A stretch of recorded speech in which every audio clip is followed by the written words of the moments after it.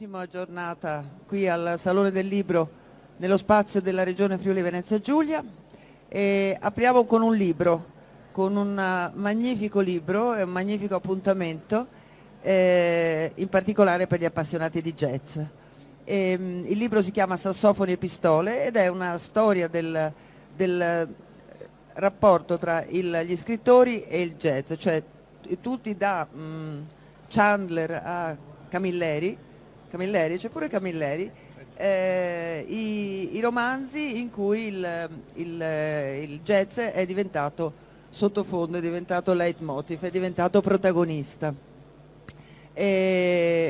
A raccontarlo il libro, scusate, devo leggere. Il libro è questo, Arcana Jazz è l'editore, è un tomone, direi, un tomone. Ci sarà un indice dei... Bene, grazie perché è importante. L'autore è Franco Bergoglio che presenterà questo libro e quindi racconterà di questo appassionante tema con Silvia Scarrone. Buongiorno, benvenuti a tutti e due e via al primo appuntamento. Buongiorno. Grazie. Forse non... Ok. Buongiorno, sono felice di essere qui e di partire chiedendo a Franco, tutto è cominciato giusto da una litigata, da una scazzottata dialettica con Kevin Barton Smith. Ci racconti di questa scazzottata dialettica che ha di fatto fatto prendere l'abbrivio a questo tomone, così come è stato definito, mi sembra Sì. un'ottima definizione, perché anche appunto studiarlo diciamo che io scrivo di jazz da tantissimi anni, almeno una ventina d'anni, e una decina d'anni fa collaboravo con una rivista che è Musica Jazz e mi era capitata l'occasione di intervistare un giallista, appunto Kevin Barton Smith, che è un giallista canadese però trapiantato in America, che ha fatto un sito bellissimo dove lui ha praticamente elencato tutti i detective della narrativa hard-boiled americana. Quindi ha questo sito molto bello dove uno entra nel sito, digita un nome di un detective, non so, potrebbe essere Philip Marlowe di Chandler, e trova Vita, Morte e Miracoli. Allora mi ero incuriosito di questa cosa e ho deciso di intervistarlo. E l'intervista è stata molto bella, essendo pubblicata su una rivista specializzata di jazz. Io gli chiedevo del rapporto tra il jazz e la letteratura, in particolare quella noir e quella hard-boiled, perché è una scazzottata dialettica, è davvero una definizione corretta, perché lui, appena io ho iniziato a parlargli di questo rapporto tra il jazz e il romanzo giallo, si è, come dire, come quando i gatti si elettrizzano, mi dice no, stai sbagliando, questo rapporto non esiste, dice tu sei un europeo viziato dalla cultura europea che con quella americana non c'entra nulla, giocate a tennis, cioè gli americani dicono una cosa, gli europei ne capiscono un'altra, gli europei dicono una cosa, gli americani ne capiscono un'altra, il rapporto tra il jazz e il noir non esiste.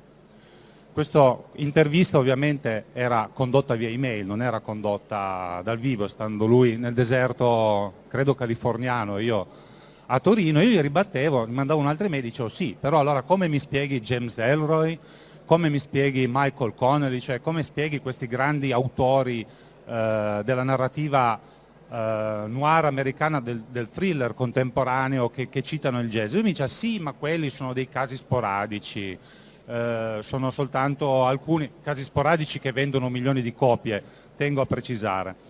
Per farla breve, questa scazzottata dialettica si è trasformata poi in un articolo molto bello dove l'intervistatore fa un po' la figura del pinguino, che ero io in particolare, che si prendeva tutti i torti del mondo. Ma perché? Perché lui diceva una cosa anche sostanzialmente corretta, diceva il noir in America, essendo una letteratura che va a, come si suol dire, raspare sottoterra, a tirare fuori quella che è un po' l'humus della cultura americana, va a cercare delle musiche che sono quelle più importanti per il momento storico nel quale è ambientato il romanzo. Quindi se noi stiamo parlando del ghetto americano di Los Angeles, chiaramente il narratore non utilizzerà il jazz, utilizzerà l'hip hop. Se stiamo parlando di questi sceriffi americani del sud degli Stati Uniti che girano con il cappellaccio su questi macchinoni enormi, polverosi e scoprono questi delitti efferati, non so, Elmore Leonard, vi cito degli autori del genere, no? Lui dice non ascoltano il jazz, ascolteranno la musica country, sono dei reazionari conservatori reganiani che si mettono lì e ascoltano quando sono sul loro gippone e fanno il loro giro di guardia, si ascoltano la musica country. Quindi lui sconfessava questo rapporto tra il jazz e la letteratura. E tu quindi cosa hai fatto? E quindi lui cosa mi ha detto? Poi cosa ho fatto io? Lui mi ha detto, ok, in America se tu continui con questa testardaggine a sostenere la tua tesi, la devi dimostrare con dei dati concreti, non mi devi citare un nome o due nomi. Mi devi dare dei dati statistici, mi devi dire quanti scrittori, in che periodo storico, devi fare un lavoro. Io che ero già interessato all'argomento, parliamo di una decina d'anni fa, poi l'articolo è uscito credo 9 anni fa sulla rivista Musica Jazz, ho preso questa cosa che mi veniva detta come suggestione come oro colato e ho deciso di fare quello che lui mi chiedeva, cioè di fare un lavoro a tappeto.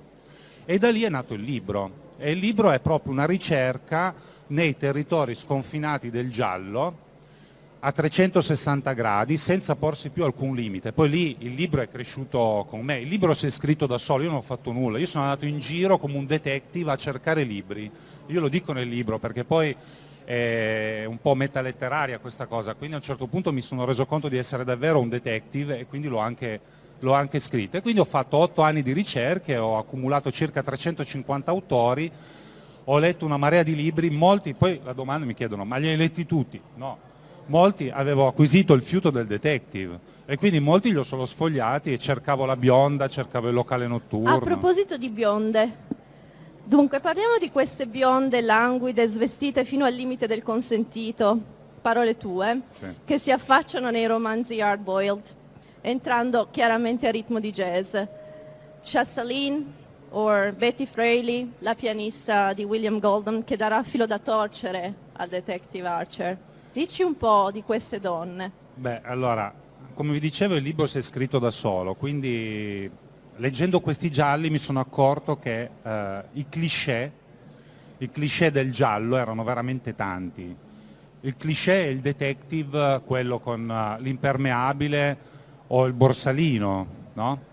O con la fiaschetta, come stavamo ricordando prima al bar, con la fiaschetta del whisky nella tasca, o con la bottiglia nel cassetto dell'ufficio sempre polveroso col nome scritto davanti all'ingresso dove questi detective conducono delle vite randage. Ma un altro dei grandi cliché della narrativa noir americana soprattutto è la bionda, che può essere la bionda o la rossa, insomma questa figura femminile che è davvero un po' il frutto dei tempi, quindi ovviamente io nel libro poi lo scrivo, su di noi è passato il 68, il femminismo, tutte le rivendicazioni sociali e quant'altro che hanno modificato molto la nostra percezione, ma se uno legge questi libri degli anni 50, la figura femminile è confinata a dei ruoli che poi ho fatto proprio come mi diceva Barton Smith, sono andato anche lì ad elencare, quindi c'è ad esempio, oltre alle cantanti che citavi tu, che poi sono comunque, come mi facevi notare, dei personaggi già all'epoca, perché gli autori non inventavano, ma andavano davvero a costruire su personaggi reali. Sono personaggi molto forti, quindi spesso sono le assassine o aiutano il detective a scoprire l'assassinio, o comunque in qualche modo sono coinvolte, sono delle donne veramente in qualche modo o fragilissime o rocciose. È un cliché talmente sfruttato che il capitolo io l'ho dedicato a Jessica Rabbit, perché, come dire, è talmente tanto stato sfruttato da poter entrare in un cartone animato. Insomma, se voi ricordate il cartone animato dove c'è Jessica Rabbit che ha ucciso Roger Rabbit, ricorderete questa splendida figura femminile che è un mix tra una grande attrice degli anni 40 e una cantante come Peggy Lee, insomma, e quindi c'è proprio tutto il cliché del jazz di una donna che comunque è molto forte, dove il suo compagno in realtà è l'uomo coniglio, no? Una specie di toy boy in miniatura. È una lettura davvero multistrato del personaggio di Jessica Rabbit incredibile, le sue forme, quando lei dice mi disegnano così, no? È un gioco assolutamente letterario che fanno gli autori su una figura che è stata costruita a tavolino dai romanzieri americani, che essendo seriali, cioè dovendo scrivere tra l'altro decine di romanzi, perché venivano pagati a cartella questi scrittori di noir spesso, no? Quindi quelli meno importanti che però avevano una marea di figure femminili, a un certo punto dovevano interrompere la trama, dovevano introdurre qualche elemento di, come dire, di attesa, se no il giallo dura 50 pagine. Cosa inserivano normalmente? Uno, la musica, cioè facevano sentire al detective anche della musica. Un altro grandissimo elemento era l'erotismo, e quindi entrava questa bionda che poi succedeva qualcosa, poteva essere una sigaraia, una spogliarellista, la cantante, la tenutaria, l'amica del detective, insomma le tipologie. La segretaria. C'è anche la segretaria, è vero, tra l'altro le segretarie sono incredibili, pensate alle segretarie di Mike Hammer, Esatto. che spesso conducono le indagini meglio del titolare, insomma.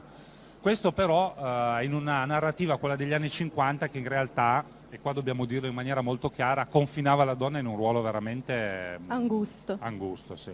Sì.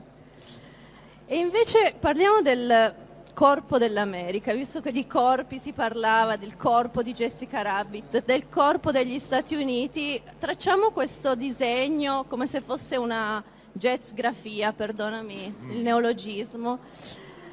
La jazzgrafia degli Stati Uniti, che è emersa di fatto nelle decine e decine di romanzi che hai analizzato, di letteratura sia alta che di letteratura di cassetta, di letteratura, cioè dove di fatto non c'è nemmeno questa scelta, come dire, di confine. Assolutamente. E quindi di fatto della differenza fra cool jazz e hard bop. Beh, allora, come vi dicevo, il libro si è scritto da solo. Leggendo tantissimi gialli ho notato che in effetti si poteva costruire una geografia del noir e una geografia del jazz, e in qualche modo, sovrapponendo poi queste due mappe, si scopriva che questi mondi in qualche modo collimavano in maniera, oserei dire, quasi perfetta. Allora, vi dico delle cose così a caso. Il jazz, la mitologia del jazz lo pretende nato a New Orleans. Ecco, New Orleans ancora oggi è una delle città più violente d'America. Il jazz si è spostato, come giustamente dicevi tu, poi anche, no, andiamo per ordine, non facciamo confusione. Il jazz è salito a Chicago, rimaniamo proprio in una lettura del jazz storica, come se leggessimo un libro di Michelone che avete avuto qua ospite ieri, o di Stefano Zenni. Quindi da New Orleans si sposta a Chicago Al Capone. Ho bisogno di dire qualcosa in più? No. Nel senso che Al Capone ospitava nei suoi locali notturni i migliori musicisti neri ed ebrei della città. Da Chicago andiamo sulla costa, no? Ci spostiamo a New York, dove ci sono più opportunità lavorative, e lì sono altri locali notturni, lì c'è la grande mafia ebraica, quella che possiede i locali di Harlem. Quindi pensate a Duke Ellington e al Cotton Club. Potremmo citare il cinema, insomma, Cotton Club, il film stesso, o decine di altri film. Ma questa mitologia, geografia, jazz, com'è che l'hai definita? Jazzgrafia. Jazzgrafia del rapporto tra il jazz e il noir, bellissima, ha una valenza a tutto tondo, quindi possiamo spostarci un po' dove vogliamo. Possiamo scendere nel sud, quello famoso polveroso che si diceva, quindi andiamo a Houston e troviamo altri scrittori. Possiamo spostarci nel nord, dove ci sono solo le mucche, insomma, non i verdi pascoli, e anche lì troviamo dei grandi scrittori. E poi andiamo nella terra dell'oro, la California, cioè la California è incredibile, lì abbiamo di tutto, lì ogni città praticamente ha una mappa di jazz e una mappa anche di grandi scrittura noir. Devo dire che in California, che per il jazz è nota per il West Coast Jazz, cioè il jazz della West Coast, la California è una specie di miniera a cielo aperto per il giallo americano, perché i più grandi autori viventi, Elroy, Connelly, o quelli passati del recente passato come Pronzini, quello che citavi tu della pianista del detective Lew Archer, che poi è stato interpretato anche da, credo, Paul Newman, Sì. in tantissimi film, e che era Ross McDonald. Insomma, la California è proprio la terra del giallo, ed è anche la terra di uno dei generi jazz, appunto il jazz West Coast degli anni 50, che hanno più attinenza con il jazz. Quando voi sentite suonare un sassofono baritono alla Jerry Mulligan, per chi è esperto di jazz, no? In un film noir anni 50, un po' in bianco e nero, lì abbiamo il legame proprio, non ho bisogno di spiegare nulla, c'è il legame tra il jazz e anche la cinematografia hollywoodiana che passa per la grande letteratura americana. Ma come io dico ho detto mille volte e dirò anche oggi, mi sono posto dei rigidi limiti che erano quelli datimi da Kevin Bartow Smith di fare una ricerca seria, e poi erano dei limiti miei interni per divertirmi di Quali più. sono questi Che limiti? sono cercare l'alto e il basso, quindi andare a cercare libri sconosciuti, non fermarmi sui grandi autori. Quindi di fatto è un approccio Postmoderno, postmoderno assolutamente.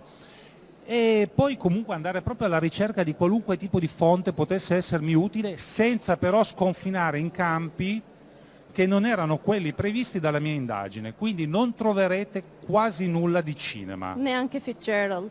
Non troveremo Fitzgerald, non troveremo la Beat Generation, non troveremo nulla che non riuscisse ad argomentare in maniera molto seria e strettamente collegata al mio argomento. Infatti tu mi avevi...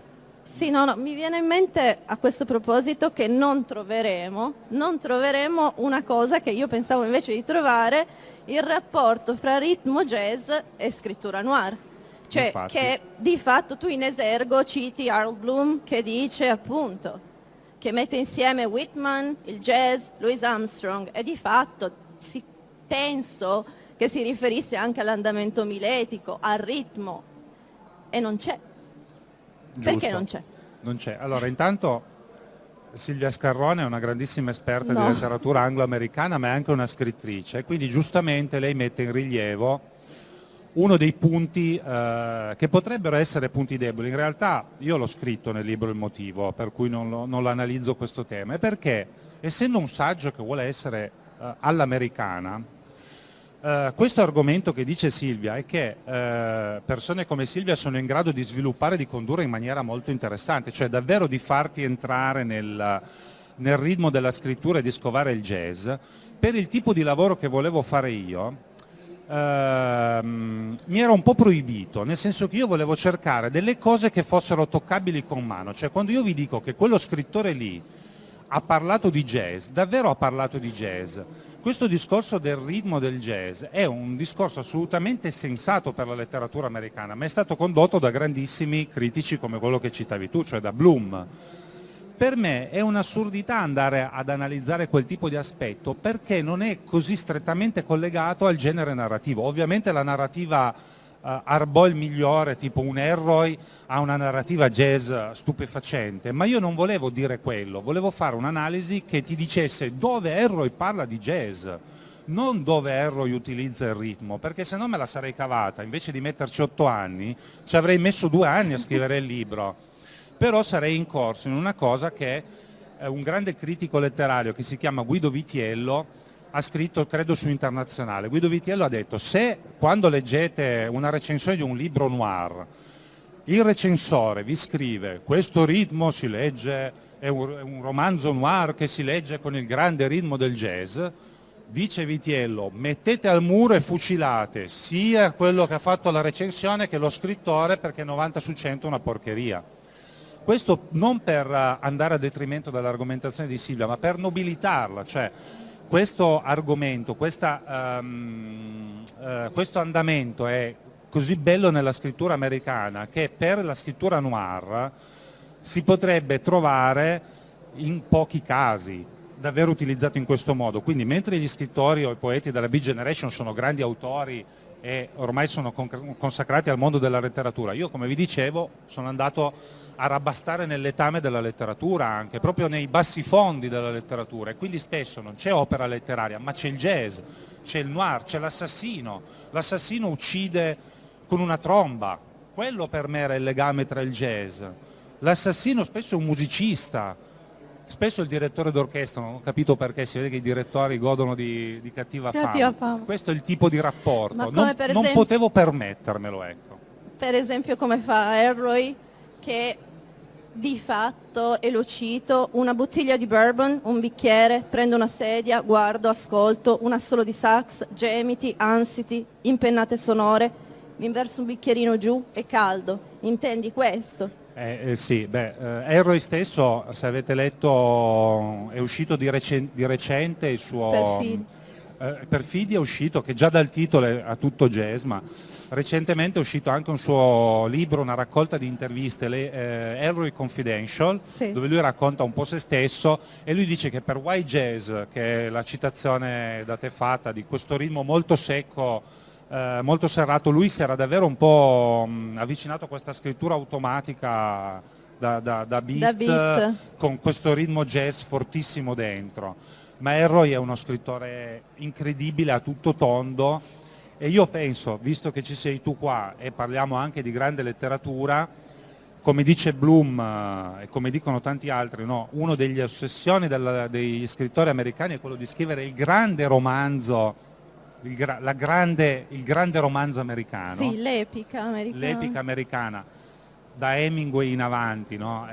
Finché Roth a un certo punto ha scritto un romanzo, il grande romanzo americano, dove si chiede ma chi scriverà il grande romanzo americano? E questo è molto... Che peraltro nessun altro europeo ha mai pensato di fare il grande romanzo francese o il grande romanzo italiano, non è una nostra, come dire, No. prerogativa, ma è quella proprio degli Questa americani. è la partita di tennis della Di cultura cui- europea e della cultura americana, sì. Sì. Quindi Elroy, se qualcuno ha scritto il grande romanzo americano, uno titolare sicuramente, uno in lizza è Elroy per la quadrilogia di Los Angeles, che è una delle città, tra l'altro, che all'interno di questa fantomatica mappa rappresenta benissimo il jazz, come vi dicevo, per la West Coast, ma anche il jazz, il free, perché da lì arriva Ornette Coleman, un sacco di cose. Rappresenta ovviamente anche il blues, rappresenta l'hip hop di adesso, ma Elroy racconta questa Los Angeles degli anni 30, 40, 50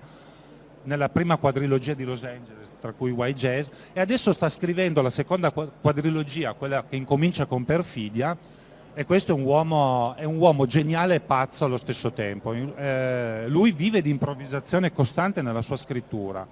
Era venuto qualche anno fa al Circolo dei Lettori, scusate, qui a presentare, avevo sentito dalla sua voce raccontare come lui ha la casa piena di mappe concettuali che ha dovuto disegnare alle pareti, perché alla fine della seconda quadrilogia gli 8 romanzi si potranno leggere tutti e 8 insieme e avranno un contenuto organico che si tiene, pur essendo una scrittura dove pagina dopo pagina il lettore ha la chiara percezione dell'improvvisazione, e che è quello che ci fa un page turner, come dicono gli americani, cioè quando tu scrivi un romanzo di cassetta, scrivi un romanzo che ci fa girare la pagina continuamente. Michael Connelly è un mito in questo senso, come Elroy, sono grandissimi scrittori che ti fanno voltare continuamente la pagina perché improvvisano, non sanno come va a finire, come il brano. Molto diversamente sono gli scrittori invece inglesi, infatti non c'è Agatha Christie,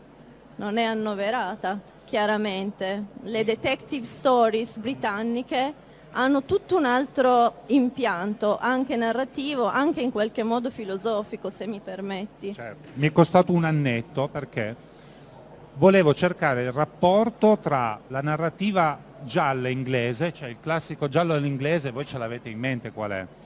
È Pizza e Merletti, il detective che può essere Poirot che si tocca continuamente il baffetto, se lo liscia, oppure Miss Marple, oppure gli altri grandi protagonisti di Agatha Christie che risolvono il delitto della camera chiusa, che vanno proprio alla ricerca del colpevole, no? Che il whodunit, chi è stato, che è anche molto nella letteratura americana, ma svolto in una cosa che proprio marca una differenza netta tra il giallo all'inglese e il giallo all'americano. In realtà io ho trovato qualche piccolissima citazione anche nei gialli all'inglese, ce n'è anche una in Agatha Christie, però il jazz compare come una specie di colore esotico, cioè arrivava questa musica dall'America veramente un po' di barbari, e in uno dei racconti di Agatha Christie c'è questo sir che con aplomb britannico dice, chiedono le piace questa cosa? Not at all, non del tutto, però lui si mantiene su una posizione molto British,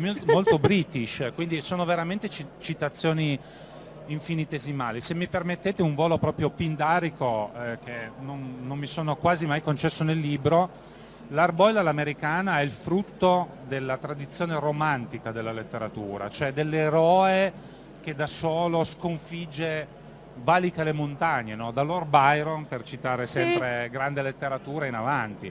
Il giallo all'inglese è frutto di un'altra cosa, cioè il giallo, il noir, noi leggiamo il noir e leggiamo 400 anni di grande o infima letteratura, ma il noir all'americana in realtà è molto più vicino alla letteratura del Settecento illuminista, perché il fatto di andare alla ricerca della verità, cioè di scoprire il colpevole, è una cosa che ci riporta direttamente all'illuminismo voltairiano francese.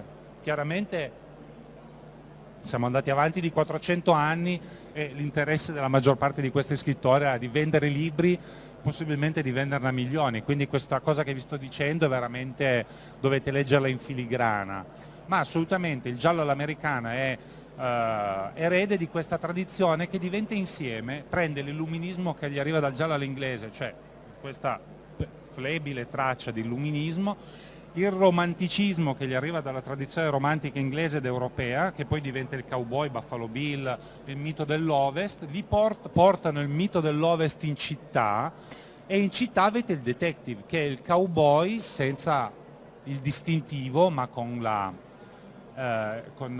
tessera da detective, insomma. Citi Fruttero e Lucentini a Qua- questo sì. proposito, giusto? Certo, sì, perché sono debitore. Nel libro troverete anche tutti i debiti, e ci sono tantissime pagine di bella narrativa, ma ci sono tutti i debiti che ho contratto scrivendo questa cosa, e sono veramente molti. Sono da Umberto Eco, che è stato quello che mi ha detto che si può analizzare il fumetto, come si può analizzare leggendo insomma le grandi cose che ha scritto Umberto Eco. Mi è venuta l'idea di andare a cercare nelle bancarelle, non mi è venuta l'idea, ho sentito naturale l'impulso ad andare a cercare nelle bancarelle i peggio gialli, e più la copertina era brutta, erotica, di quell'erotismo da anni 50 malata, e più mi interessava, perché ero quasi sicuro che avrei trovato un grande cliché di letteratura gialla e di jazz insieme, insomma.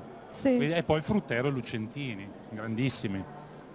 Che collegavano appunto il cowboy Sì. al detective, Al detective. in qualche modo, che li accomunano. Poi Fruttero e Lucentini erano grandissimi esperti di fantascienza, di letteratura fantascientifica, e quindi mi hanno aiutato molto. Ma poi sono andato su grandissimi critici letterari, quindi abbiamo citato Bloom, potrei citarvi Fred Jameson.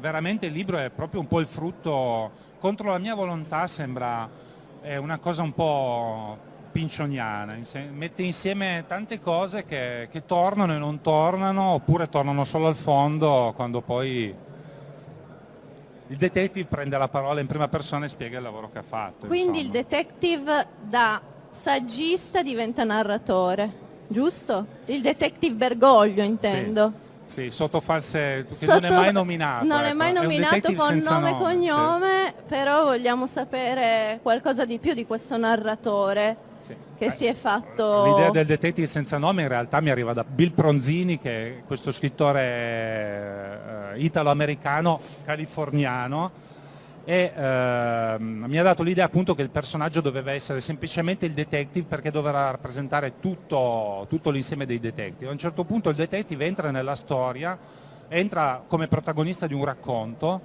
Con lui entra anche un critico di musica, un critico jazz, che è una figura veramente di rara antipatia, come spesso può capitare nel mondo dei critici, che io conosco bene, quindi ho descritto dall'interno. E devo dire, io credo, non so se ho scritto un bel racconto, perché veramente No, un bel ho racconto. esagerato. No, di fatto ci sono 3 bionde. Ci sono 3 bionde perché ovviamente Intanto. dovevo utilizzare tutti i cliché all'ennesima potenza. La cosa che mi fa ben sperare nel successo del racconto è che a un certo punto poi tiro fuori il critico e gli faccio fare la critica del libro, dove in realtà il critico del racconto dice che l'autore del libro, pensate all'operazione un po' confusa dalla mia testa, ma l'autore del libro ha scritto delle cose inesatte. Un mio amico, un musicista che mi vuole bene, ha letto il libro e ha detto, ha confuso il personaggio della narrativa, e fa: ma chi è quel critico al fondo del libro? Tu l'hai anche pubblicato, che ha detto che hai scritto una boiata, il tuo libro è bellissimo, ma era un personaggio ovviamente di fantasia, e mi fa ben sperare nel fatto che se qualcuno lo prende per vero vuol dire prima di tutto che questa figura di critico esiste nel mondo, in Italia, e che comunque letterariamente funziona. Ma è vero che oltre che narratore sei in qualche modo, questa tua crime story finale sta diventando una pièce. Ci racconti di questo, come dire, sconfinare in territori Nel teatro. del teatro anche? Beh, diciamo che il musicista che era così arrabbiato con il critico mi ha detto il racconto è così bello che mi piacerebbe suonarci sotto. Poi è arrivato un mio amico attore e mi ha detto mi piace così tanto che vorrei recitarlo e fare una... Ci siamo messi insieme, abbiamo lavorato un po' e poi l'attore leggendolo, sempre il famoso critico, lo leggeva con la voce di Woody Allen ed era fantastico, cioè mi immaginavo questo critico molto antipatico che parlava con questo tono un po' monocorde e grandemente antipatico del Woody Allen saccente, no? Ho detto sì, però allora devo aggiungere delle battute al critico, perché io l'avevo relegato a una... Insomma, è venuta fuori una pièce teatrale, adesso vedremo se riusciremo a metterla in scena. Ovviamente questo è uno sconfinamento così, insomma. Che è proprio in realtà della struttura stessa del tuo lavoro, perché mi sembra, e forse sbaglio a dire così, che sia quasi un ipertesto. Sì, beh, Umberto Eco diceva che 2 cliché fanno sorridere, 100 cliché commuovono. Cioè, e questo lo diceva appunto in quest'ottica di alta e bassa narrativa, cioè del libro quello che comprate nella bancarella o del giallo Mondadori che andate a comprare in edicola come del grandissimo romanzo. Cioè, ci sono romanzieri come Montalbán, come Paco Ignacio Taibo. Paco Ignacio Taibo ha scritto io ho citato i libri che mi interessano in realtà, quelli che sono un po' delle storie narno, che mettono insieme 100, 200, 1000 cliché, a quel punto lì diventa un gioco intellettuale, oltre che un'opera narrativa talmente bello che, come dice Umberto Eco, i 100 cliché sono sfruttati dalla storia. Bisogna invece tenersi alla larga, a meno che voi non siate interessati a scrivere un libro e non siate il detective che va nella bancarella, bisogna tenersi alla larga dai libri dove ci sono pochi cliché utilizzati malamente. Ancora oggi i cliché sono molti. C'è uno scrittore, Mark Billingham, che è uno di questi che vende tantissimi libri, che dice per carità, volevo scrivere un libro, mi sono messo a tavolino, no? Gli scrittori poi fanno così, no? Dovevo inventare un nuovo personaggio, il mio nuovo detective, lo metto lì e gli faccio ascoltare del jazz. Dopo un giorno butto via tutto. Ecco, per carità, un detective che ascolta jazz nell'America degli anni '80, lì avrebbe ragione il mio amico americano, Kevin Barton Smith. Fa ridere. Allora lui butta via tutto, ma e poi dice un particolare interessante, non lo posso fare perché Michael Connelly, Harry Bosch, che è finalmente diventata una serie televisiva perché ha grandi qualità narrative Harry Bosch ascolta il jazz, a un certo punto si mette pure a suonare il sassofono, cioè da dilettante. Harry Bosch va in pensione, getta via il distintivo della polizia di Los Angeles, riprende il distintivo, fa il detective privato, a ogni romanzo cambia ascolto, cresce l'autore con il libro che sta raccontando e con gli ascolti che sta facendo, si porta a letto la sua compagna di lavoro poliziotta sulle note di Bill Evans, a parte che qua potremmo entrare nel mondo della narrativa di come vengono utilizzati i cliché, no? Perché mi sembra abbastanza strano, in Italia credo sarebbe impossibile che 2 poliziotti uomo-donna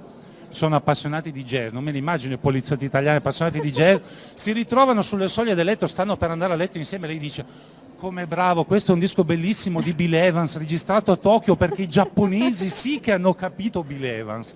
Io non me la vedo una poliziotta, ma quindi però a Connelly detective, perdoniamo tutto. certo, e jazzista suonano la stessa canzone, si può dire, cioè l'hai detto tu veramente, Sì. sto citando questa. E qual è questa canzone? Cioè se dovessi mamma sceglierne 2.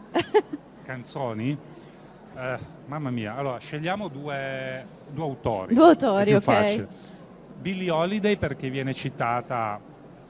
Billie Holiday è proprio la quintessenza della tragedia nel jazz e spesso i romanzieri, quelli che utilizzano il cliché in maniera anche un po' forzata, quando vogliono fare la citazione jazz, quella facile, ti buttano lì Billie Holiday e hanno risolto, perché aiuta davvero tanto. Poi le atmosfere di Billie Holiday sono così In realtà struggenti. è proprio una delle donne di cui parlavamo prima, in qualche Certo, modo, una anche donna dalla forte, vita. sconfitta, Esatto. che ha una vita tragica, tutto quello che volete. Scegliendo un altro autore, non so, Miles Davis, Coltrane, andrei su cose facili, perché gli scrittori spesso poi dopo citano autori noti, insomma. Poi li vedi, come vi dicevo, nel mio libro io smonto anche la scrittura degli autori. Ad esempio, per tornare al ping pong, visto che siamo al tennis narrativo che è un po' stato il filo conduttore, nel mio libro mi diverto un po' a prendere in giro gli scrittori tra America e Europa che citano Coltrane, perché ci sono grandissimi scrittori di gialli delle scuole del nord Europa, no? Norvegia, Svezia, che sono scuole giallistiche molto forti oggi, e loro citano il Coltrane estremo, quello degli anni cioè della seconda metà degli anni 60, che ascoltano veramente soltanto i critici e gli appassionati, quelli più forti. Invece gli scrittori americani che citano il Coltrane degli anni 50, quindi qua c'è proprio una differenza tra gli scrittori europei citano il Coltrane colto, quelli americani citano il Coltrane, come dire, mid-brow, insomma, non quello di altissimo livello dal punto di vista, come dire, dell'impatto sulla storia del jazz, ma vabbè, stiamo parlando di Coltrane, quindi a me interessano entrambi, ovviamente. Chiaramente mi interessa come viene citato Coltrane negli autori americani e come viene citato Coltrane in quelli europei. Spesso quelli europei fanno ridere perché adesso mi ricordo Peter Egg, Il senso di Smilla per la neve, avrete presente il libro e il film. A un certo punto, cioè, nel meccanismo narrativo, proprio nel meccanismo entra che per scoprire un indizio devono ascoltare una canzone, interpellano un esperto di lingue, quelle famose utilizzate nel circolo polare artico, che a un certo punto sente e riconosce la musica in sottofondo e dice: ah, questo qui è il quartetto di Coltrane, ma non quello con il bassista tale, quello con l'altro bassista. E lì senti chiaramente che è l'autore che in quel momento lì si sta un attimino dimenticando della trama, oppure si sta riposando dalla trama e sta parlando di quello che gli interessa a lui, cioè in quel momento lì vuole fare un attimo il critico letterario. Gli americani questo se lo concedono pochissimi, loro vanno, pam, colpo di pistola, cioè citano Coltrane, stanno portando a letto una donna, cioè assolutamente non c'è mai il discorso critico. Citano un musicista, lo stanno andando ad incontrare perché hanno il materiale umano in casa e magari lo sospettano di essere accusato di essere l'autore del delitto, cioè si concedono molto di meno questo retropensiero filosofico che invece è molto europeo. In Error non leggerete mai un commento critico, al limite se fa un commento critico vi dice il jazz fa cagare, cioè, Chiaro, quello è chiaro. il massimo commento critico che può fare, oppure vi può dire era tutto swing, ma nel senso, cioè andava tutto a ritmo, oppure facevamo rock and roll, nel senso che lui intende che i personaggi si muovono a un ritmo talmente frenetico ma non c'è analisi, Forse non è c'è lo critica. stesso ritmo del salone, in qualche modo, perché è abbastanza frenetico. No, grazie, siccome tra un po' c'è un altro incontro, in realtà forse c'è qualcuno che vuole chiedere o domandare qualcosa perché l'argomento è quantomeno appassionante. Io ho una domanda da fare, ma se qualcuno... che mentre scriveva il libro che musica ascoltava? Ogni capitolo un autore? Beh, in realtà ho dovuto ascoltare molti brani che ho citato, perché alcuni dei brani citati, qua è la parte più interessante forse per gli appassionati di jazz, sono brani non semplici da reperire e quindi me li sono riascoltati anch'io. Però per studio questo? Per studio, sì. Invece quando scrive per il piacere di ascoltare, per esempio scrivendo, la musica, diciamo, il fatto che ci sia del cantato, che disturba chi sta scrivendo, anche nel caso del jazz? Allora, io ho il pudore appunto di chi non è un vero scrittore ma un saggista, e quindi parlo per me, non ascolto molta musica scrivendo. Però i giallisti, quelli americani, che lavorano 8 ore al giorno perché devono produrre, devono fare questi tomi che poi vengono venduti in grandissime quantità, loro ascoltano il jazz. Connelly ad esempio dice che il suo protagonista ascolta le musiche che sta ascoltando l'autore mentre scrive il libro, ed è per quello che le musiche cambiano nei libri, ed è molto bello questo. Grazie. Qualcuno ha un'ultima domanda finale, poi purtroppo dobbiamo lasciarci, però resta da leggere il libro che si chiama Sassofoni e pistole, è bellissimo, anche se ho letto soltanto velocemente adesso, ma sono sicura che è bellissimo, no? E poi sono molto bravi. Nulla da domandare? No. Allora vi raccomando il libro che è là. Grazie. Grazie a nome di Silvia Scarrone e Franco Bergoglio.